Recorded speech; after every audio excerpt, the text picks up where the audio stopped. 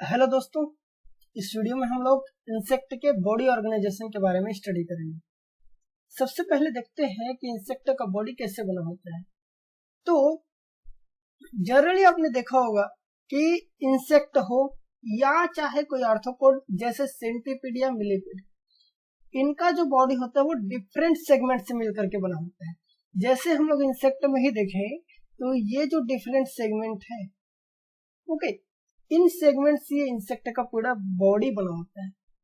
इन segment को ही हम क्या कहते हैं, सोमाइट या मेटामेर कहते हैं। ओके, लेकिन जब फर्दर इवोल्यूशन होता है किसमें, आर्थ्रोपोड में, तब डेवलप होता है कौन सा, इंसेक्ट। ओके, दूसरे आर्थ्रोपोड से हमारा इंसेक्ट का इवोल्यूशन होता है। उस इवोल्यूशन के दौरान क्या होता है, जो ये सेगमेंट्स हैं, ओके, जो ये बॉडी में जो सेगमेंट है वो सेगमेंट आपस में जुड़ जाते हैं और एक एक बॉडी रीजन का निर्माण करते हैं। जैसे इंसेक्ट की अगर हम बात करेंगे तो जो बॉडी रीजन होगा, कौन कौन सा बॉडी रीजन होगा, जैसे जो हेड वाला ये एक बॉडी रीजन बना लिया, दूसरा बॉडी रीजन कौन सा बन जाता है, थोरेक्स बन जाता है। तीसरा बॉडी रीजन कौन सा बन जाता है, एब्डोमेन बन जाता है। तो इस तरह से ये डिफरेंट सेगमेंट एक साथ जुड़ करके कुछ बॉडी रीजन बनाते हैं और इन्हीं बॉडी रीजन को हम क्या बोलते हैं, टेगमाटा, या इसी को हम क्या बोलते हैं, टेगमा। ओके, और इवोल्यूशन के दौरान जब ये मेटामेरिक सेगमेंट एक साथ जुड़ते हैं उस प्रोसेस को हम क्या बोलते हैं, टेगमोसिस कहते हैं।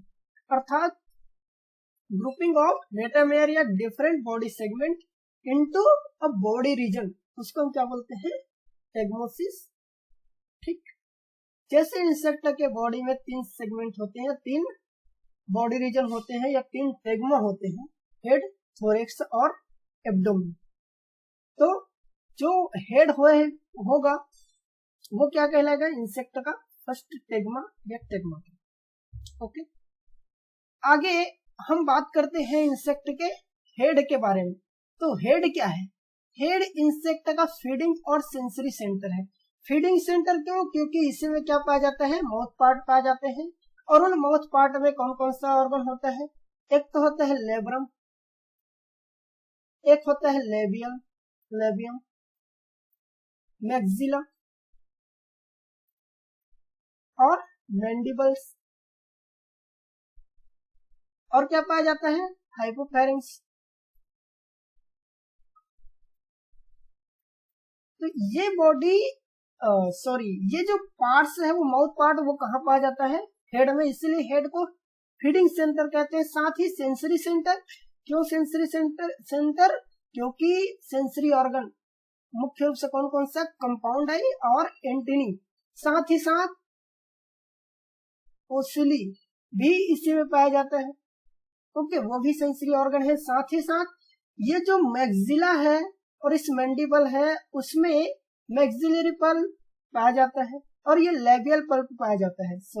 ये जो यहाँ पर क्या पाया जाता है, पैच पाए जाते हैं, जो कि क्या काम करते हैं, सेंसरी ऑर्गन के रूप में काम करते हैं। इसीलिए हेड को हम क्या बोलते हैं, फीडिंग्स और सेंसरी सेंसर। जो लेबियम में जो सेंसरी ऑर्गन पाया जाता है उसको लेबियल पल्प कहते हैं, लेबियल पल्प। और मैक्सिला में जब पाएगा उसे क्या कहते हैं, मैक्सिलरी पैच। ओके, और जो हेड होता है वो 6 सेगमेंट से मिलकर के बना होता है। आगे के वीडियो में हम लोग इसके बारे में डिस्कस करेंगे। तो यह हो गया एंटीनी, यह हो गया कंपाउंड आई, यहाँ पर पाया जाता है ओसिली। प्रायः जो बात करेंगे इंसेक्ट की में तो 3 ओसिली पाया जाता है जो सिंपल आई होते हैं और ये क्या होते हैं, कंपाउंड आई होते हैं। यहाँ पर आप लोग देखे हो ये जो है वो क्या है, मैक्सिलरी पल्प, और क्या पाया जाता है, लेबियल पल्प। ओके, तो ये क्या है, सेंसरी और फीडिंग सेंटर है। अगला ऑर्गन आता है थोरेक्स, या अगला जो टेगमा बोलते हैं वो क्या है, थोरेक्स। थोरेक्स को हम लोग लोकोमेट्री सेंटर कहते हैं। लोकोमेट्री मतलब मूवमेंट, इंसेक्ट को मूवमेंट करना होता है या इंसेक्ट में जो मूवमेंट पाया जाता है वो इसी थोरेक्स की वजह से पाया जाता है। क्यों थोरेक्स की वजह से, क्योंकि थोरेक्स बना होता है 3 सेगमेंट से, जिसे पहला थोरेक्स होता है, और पहला थोरेसिक सेगमेंट को हम लोग प्रोथोरेक्स बोलते हैं, सेकंड को मेसोथोरेक्स और तीसरे को मेटाथोरेक्स कहते हैं।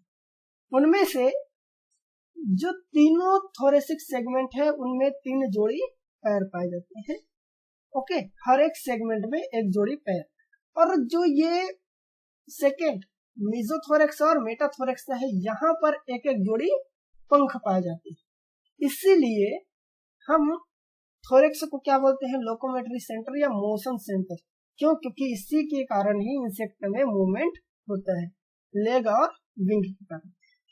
ओके, और विंग कहाँ पाया जाता है, मेसो और मेटाथोरेक्स में। इसीलिए इन मेसो और मेटाथोरेक्स को हम क्या कहते हैं, टेरोथोरेक्स भी कहते हैं। यहाँ पर पी साइलेंट रहता है, इसको याद रखना। इसको हम क्या पढ़ेंगे, टेरोथोरेक्स। और जो थोरेक्स होता है वो रिंग लाइक स्ट्रक्चर से मिलकर के बना होता है। जैसे अगर हम इंसेक्ट को, ये तो क्या है, सीधा है।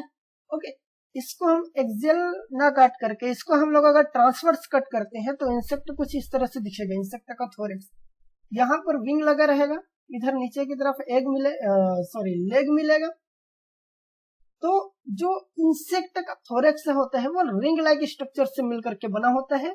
ऊपरी भाग को हम क्या बोलते हैं, डोर्सल या नोटम कहते हैं। ठीक है, ऊपरी भाग को क्या कहते हैं, ऊपरी या डोर्सल भाग को क्या कहते हैं हम लोग, टर्गम या नोटम कहते हैं। ठीक है, डोर्सल पार्ट को, इसको हम क्या बोलते हैं, वेंट्रल अर्थात निचला पोर्शन। और निचले पोर्शन के जो स्क्लेराइट होते हैं ये मुख्य रूप से किससे बना होते हैं, स्क्लेराइड से। तो निचला वाला स्क्लेराइट होता है उसको हम क्या बोलते हैं, स्टर्नम बोलते हैं। ऊपरी वाले को हम क्या बोलते हैं, टर्गम या नोटम। और उसी तरह से जो लेटरल होता है, लेटरल स्क्लेराइट, उसको हम क्या बोलते हैं, प्लूरॉन कहते हैं। ओके, अगला बात करते हैं एब्डोमेन के बारे में।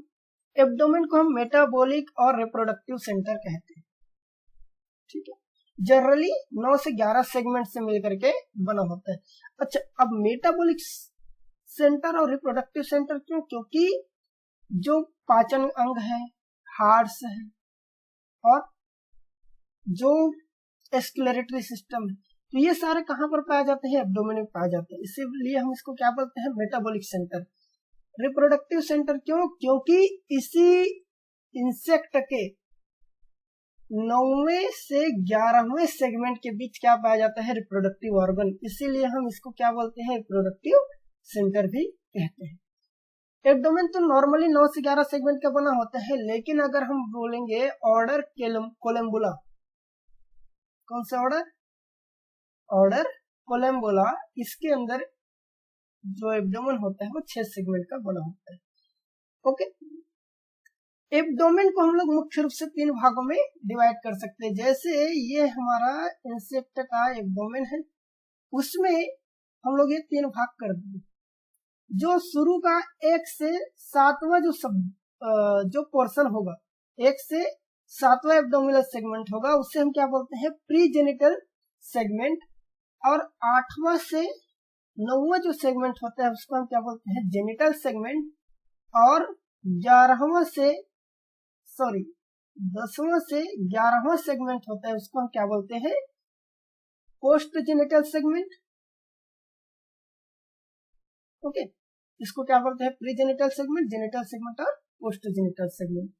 अब यहाँ पर ध्यान रखना कि जो फीमेल होता है उसके अंदर जेनिटल ऑर्गन 8वें और 9वें सेगमेंट में उपस्थित होता है। मतलब फीमेल के अंदर दोनों सेगमेंट मिलकर के जेनिटल ओपनिंग का निर्माण करते हैं। लेकिन मेल के केस में जो पेनिस या इडिगस होता है वो 9वें सेगमेंट में उपस्थित होता है।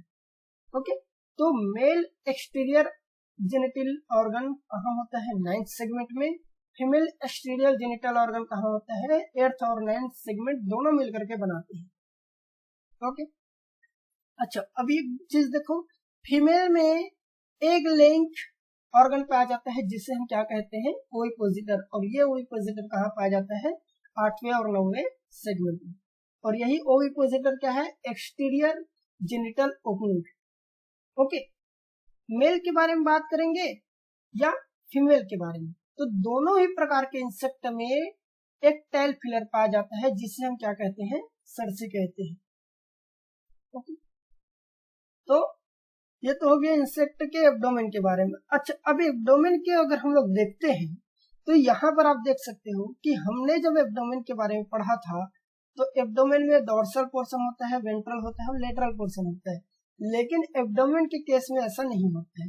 एब्डोमेन के केस पे क्या होगा, इस तरह से जैसे एब्डोमेन है तो ऊपरी भाग और ये निचली भाग, यहाँ पर थोरेक्स में 3 स्क्लेराइड्स पाए जाते हैं, एब्डोमेन में क्या पाए जाते हैं, 2 स्क्लेराइड्स पाए जाते हैं पर सेगमेंट।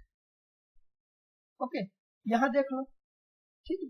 तो जो ऊपरी भाग होगा, यहाँ तक की अगर हम बात करेंगे इधर का, तो इतना का पोर्शन को हम क्या बोलेंगे, टर्गम या नोटम, और नीचे का जो भाग होगा यहाँ से इधर का जो स्क्लेराइट होगा, इसको हम क्या बोलते हैं, स्टर्नम कहते हैं। ओके, स्क्लेराइट क्या होता है, काइटिन का बना हुआ एक छोटा छोटा सेगमेंट होता है। ओके, एक्सोस्केलेटन का सेगमेंट होता है, उससे उसी को हम क्या बोलते हैं, स्क्लेराइट कहते हैं। ओके, तो एब्डोमेन में 2 स्क्लेराइट पर सेगमेंट पाया जाता है, लेकिन थोरेक्स में 3 स्क्लेराइट पर सेगमेंट पाया जाता है। एब्डोमेन में जो प्लूरॉन जो स्क्लेराइट होता है वो नहीं पाया जाता है, इस पे याद रखें। मिलते हैं नेक्स्ट वीडियो में, बाय बाय।